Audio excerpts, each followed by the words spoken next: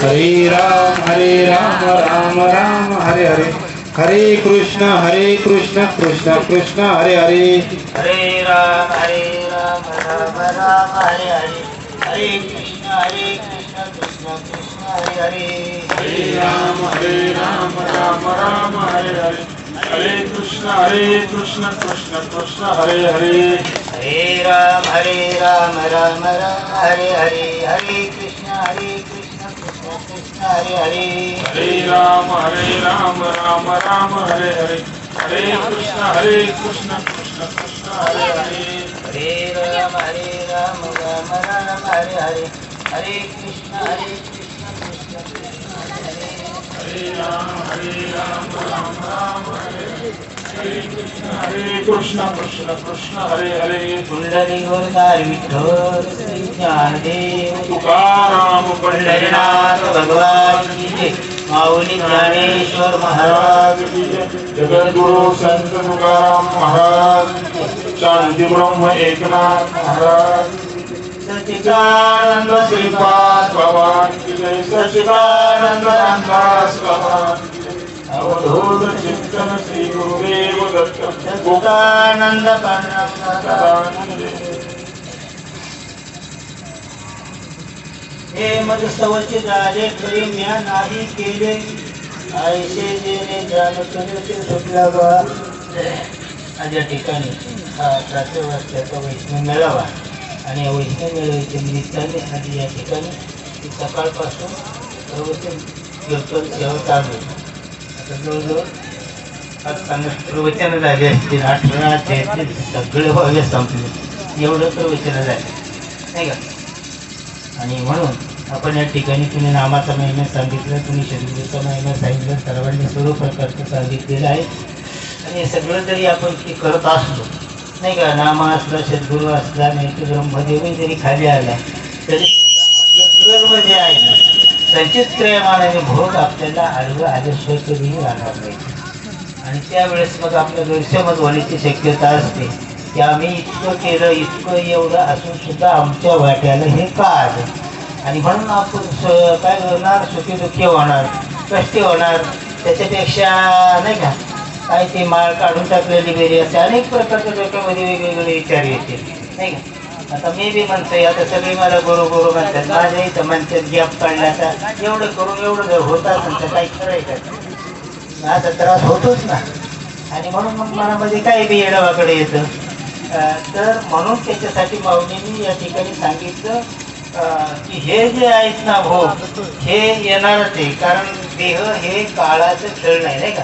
देह काळाचे भातुके, हे मध कळ आले कौतुके, काय मागे सार आणि हे तर वाटते आश्चर्य, काय मानिले सार हेच वाटते आश्चर्य. तेवढे तुकाराम महाराज होते ना, तरी सुद्धा त्यांना हा अभंग लिहिण्याच्या अगोदर पर्यंत कळत नव्हतं की देह म्हणजे काय आहे. हे देहालाच देव समजतो, देह म्हणजे सर्व काय आहे. अशा प्रकारचं त्यांचं सुद्धा देहबुद्धी संपलेली नव्हती, देहाचं ते संपलेले नव्हते. ज्यावेळेस बाबांनी चैतन्याची भेट झाली आणि सद्गुरूच्या कृपेने त्यांना ज्यावेळेस कळलं मी देहरूप नसून मी आत्मरूप आहे, आणि त्यावेळेस मग अभंग हे निरूपण केलं गेलं.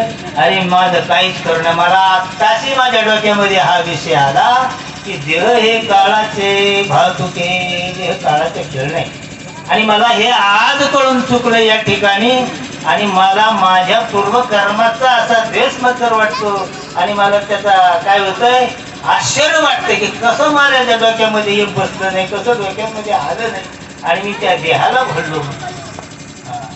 आणि येणाऱ्या कर्माविषयी सुद्धा सुंदर प्रकारचं त्यांनी सांगितलं की तुमच्या आमच्या वाट्याला येणारे जे काय हे भोग आहेत ना, संचित क्रियमान भोग, आणि हे काही कोणी दुसऱ्याने आणून गाठलेले नाही, हे आपल्याच कर्माने आपणच मिळवले. जसं हे मिळवतो ना प्रपंचात सोनं नाणं दुनियादारी अमुक तमुक, तसं हे सुद्धा मिळवलेलंच आहे. नाना भोगाचे संचित करून ठेवले आहे, ते पूर्वकर्मामध्येच आपण हे सगळं काही तयार करून ठेवलेलं आहे. आणि त्या गठोड्यातून सिरियल प्रमाणे एक एक एक एक एक एक एक ज्यावेळेस संचित बाहेर पडतं नाही का. प्रारब्ध जोपर्यंत बंद गाठोड्यात आहे ना, तोपर्यंत काहीही त्रास देत नाही. पण ज्यावेळेस त्यातून संचित रूपाने एक एक विषय जसा सिरियल प्रमाणे बाहेर येतो ना, आणि मग त्याप्रमाणे त्याच्यानंतर मग ते त्रासदायक होतात. त्याचे भोग वाटायला येतात, कर्मवाढ येतात आणि मग ते त्रासदायक होतं. बस ते प्रारब्ध जे आहे ना ते बंद जर असेल ना तर काहीच करत अशा प्रकारचं पत्त्याचा केक असतो ना, असं पत्त्याचं जरी असलं तर वाईट कारण नाही, प्रारब्धाशी त्याचा संबंध आहे. जोपर्यंत त्याच्यामध्ये पॅक आहेत ना 52 पत्त्या, तोपर्यंत तुम्ही कायम स्वरूपाचा खिशात ठेवलं ना डायरी प्रमाणे, तुम्हाला कुठल्याच प्रकारचा धोका नाही, काहीच त्रास कधी कधी सुरू होईल ज्यावेळेस तुम्ही ते बाहेर काढताना पत्त्या बाहेर काढून हातात घेऊन ज्यावेळेस खेळायला लागताना त्यावेळेस मग तुमच्या आयुष्याला बरे वाईट प्रकारची सुरुवात होईल.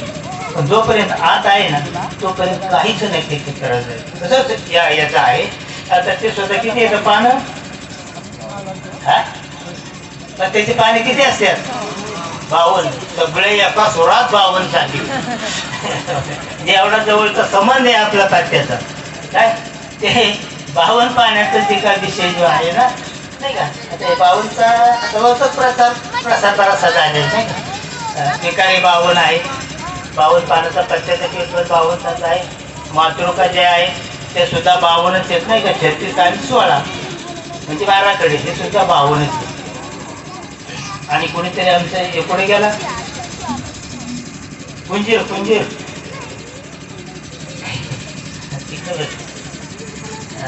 तर अभिमानू ज्यावेळी चक्रव्यूहामध्ये गेला होता ना त्यावेळेस ऐकताय ना, त्यावेळेस तो 52 लक्ष सैन्य बरोबर घेऊन आज चक्रव्यूहामध्ये गेला. आता 52 लक्ष जर सैन्य घेऊन चक्रव्यूहात गेला तर त्याचा मग पराभवच्या ठिकाणी कसा झाला. कौरवाचं सैन्य त्याच्यापेक्षा कमी होत आणि एवढ्यांची सोय चक्रव्यूहात फिरण्याची नसते. एक महत्वाचा माणूस आज फिरला केले की दरवाजा बंद होत. मग 52 लक्ष अभिमानाने आतमध्ये नेले कसे.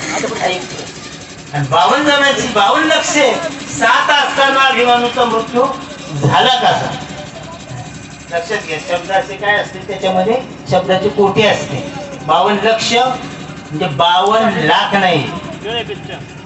बँकेत आपण जर 52 लक्ष दिलं ना चरण मध्ये तर ते तुम्हाला पैसे मिळणार. 52 लाख द्यावा लागतं तेव्हा मिळते. कारण लक्ष हा शब्द संख्येमध्ये मोडत नाही.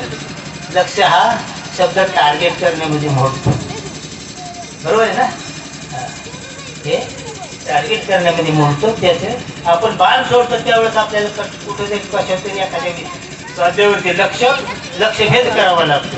त्याप्रमाणे याने तेवढं नेलं. म्हणजे आज जे काही 52 विकार आहेत त्या 52 विकारांनी अभिमानूला लक्ष केलं आणि अहंकार निर्माण केला. आणि त्या अहंकार निर्माण केल्याबरोबर अहंकाराने आतमध्ये शिरलं बसले. त्याची पात्रता नव्हती परंतु यांनी चढवून दिलं. कोणी या 52 लक्ष त्याची घोड लक्षात घ्या. 52 लक्ष म्हणजे काय तर हे 52 लक्ष म्हणजे 52 विकार त्याच्या बरोबर होते.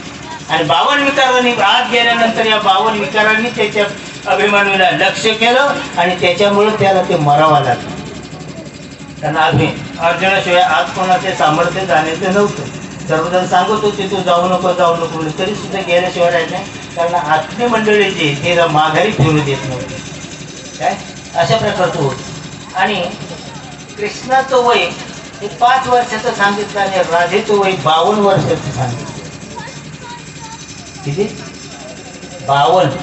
ह्या प्रत्येक ठिकाणी 52 म्हणजे काय उगाच योगायोगाने आलेला नाही तर त्याच्या पाठीमागे काहीतरी कारण आहेत आध्यात्मिक आणि त्याप्रमाणे हे शब्द आलेले असतात. आता या ठिकाणी बोललेले की मदस्तवचे झाले तरी म्या नाही केले.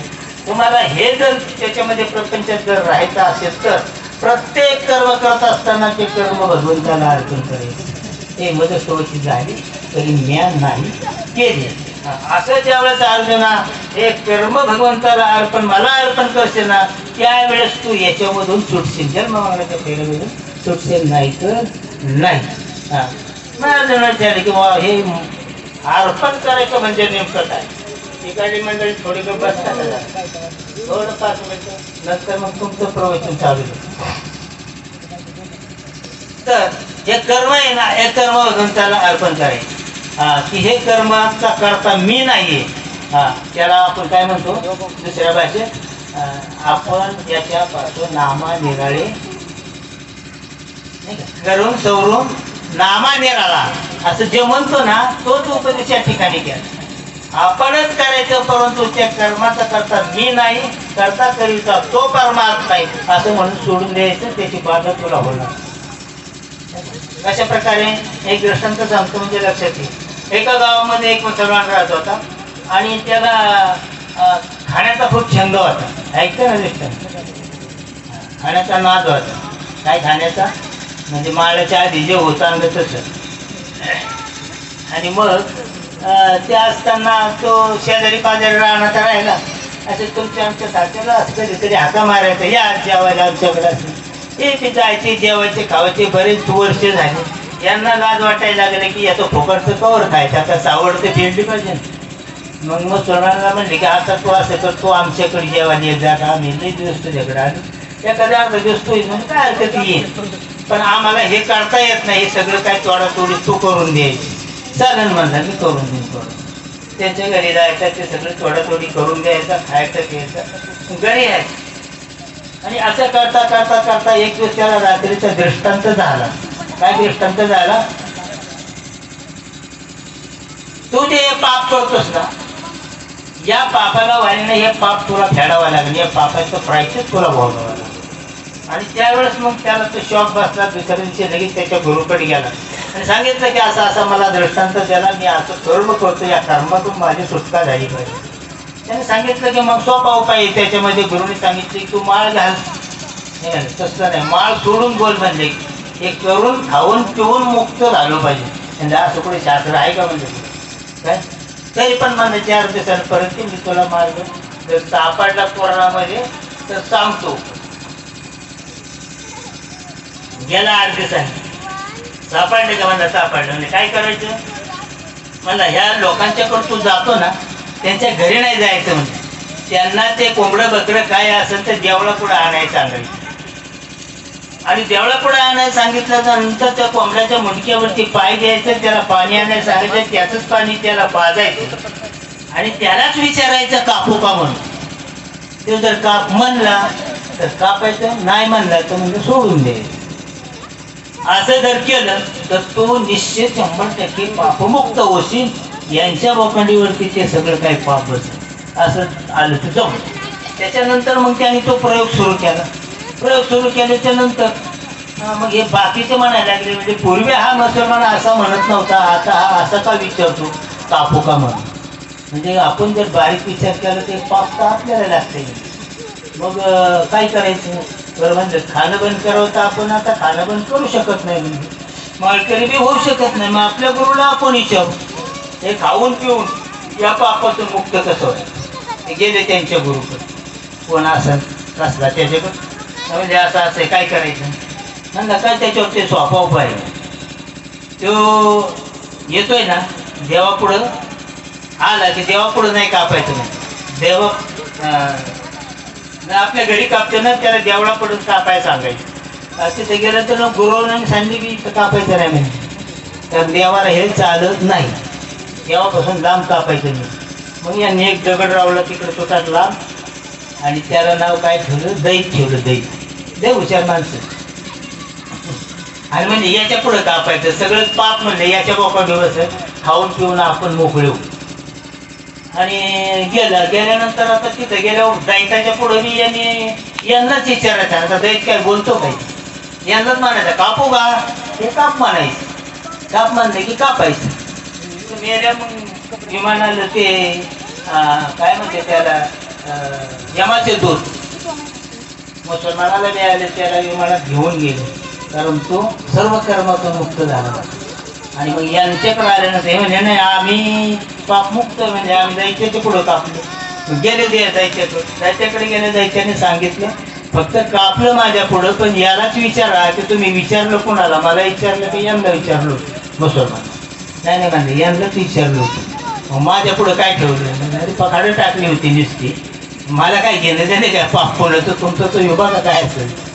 शेवटी हे जे खाणारे होते हे हिंदूचे यांच्या लोकांनी सगळं स्वयंपाक यांना नरकात जावं लागलं आणि मुसलमान सही सलामत त्याच्यातून सुटला. कशामुळं?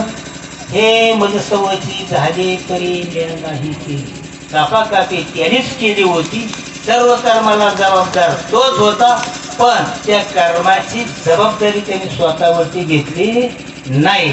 कापू का म्हणून यांना विचारलं आणि म्हणून हा पापमुक्त जसा झाला तसा अर्जुना काय कर, तुम्ही कर्म करा का कोणतंही करा, बरं करा वाईट करा, पण ते कर्म मला अर्पण करा. मला अर्पण केल्याच्या नंतर माझा मी पाप पुण्य पाहून घेईन. हे मदसवती झाले परी म्या नाही केले, ऐसे जेने जाणीतले तो सुटला का? कळलं असेल ना? नाही कळलं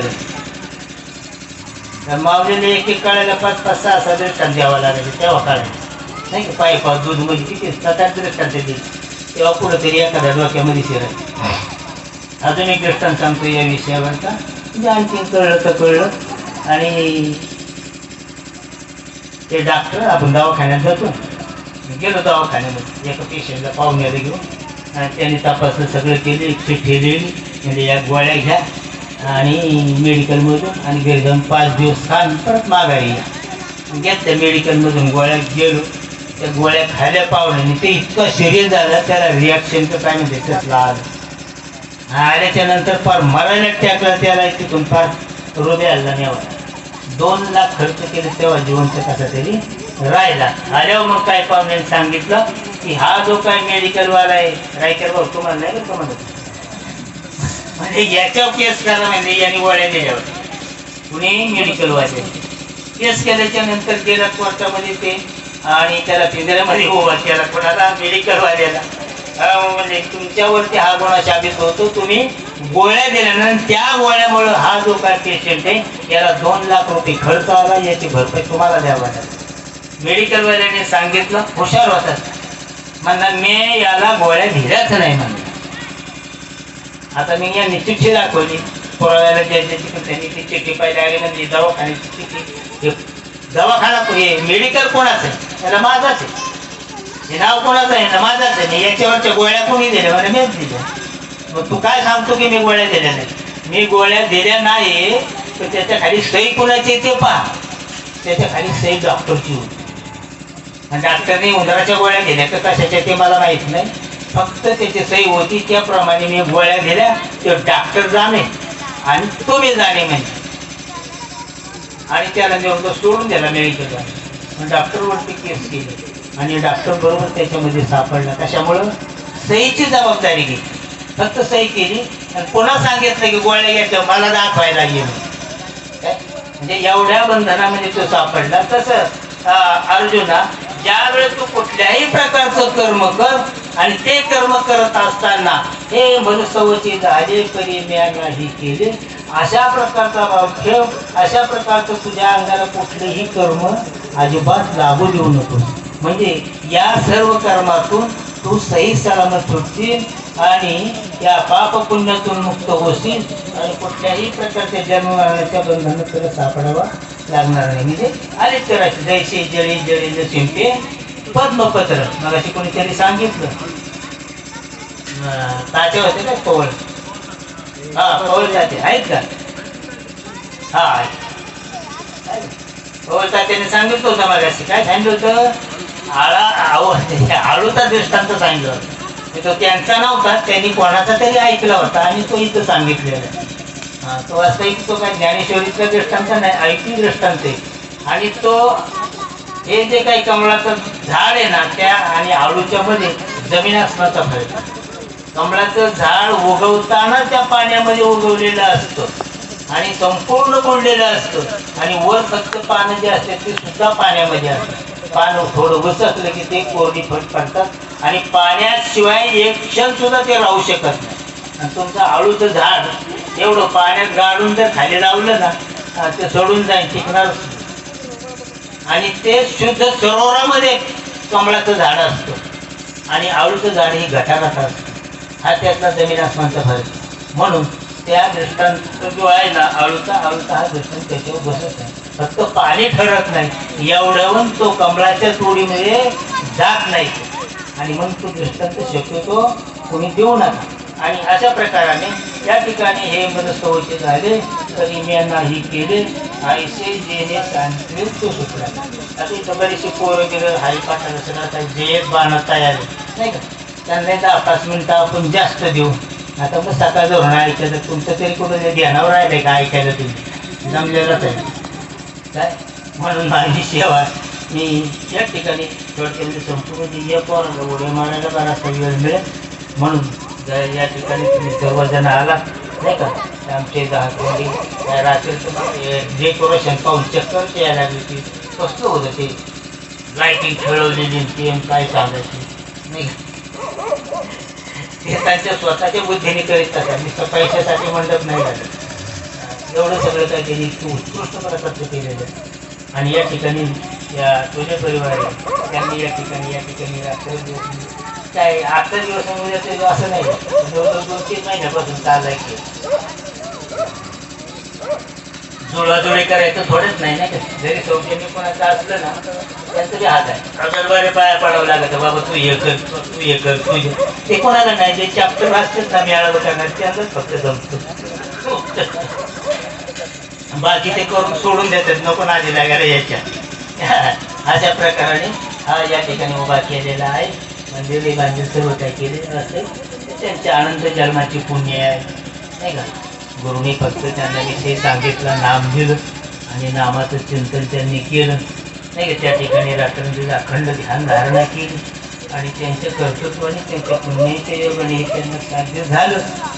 हे काही कोणालाही होत नाही. एखादं गुरुड पण होणार नाही ती साध्य ठरवतात काय.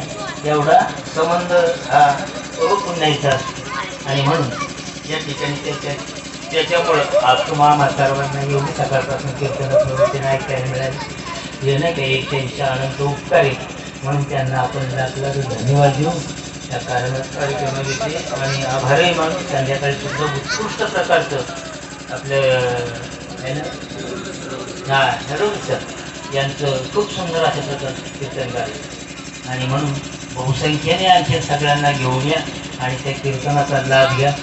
आणि जेवणाचा कार्याचं त्याहीपेक्षा खूप सुंदर आहे काय. आणि ते दोन्हीचं बी काम होईना आपलं.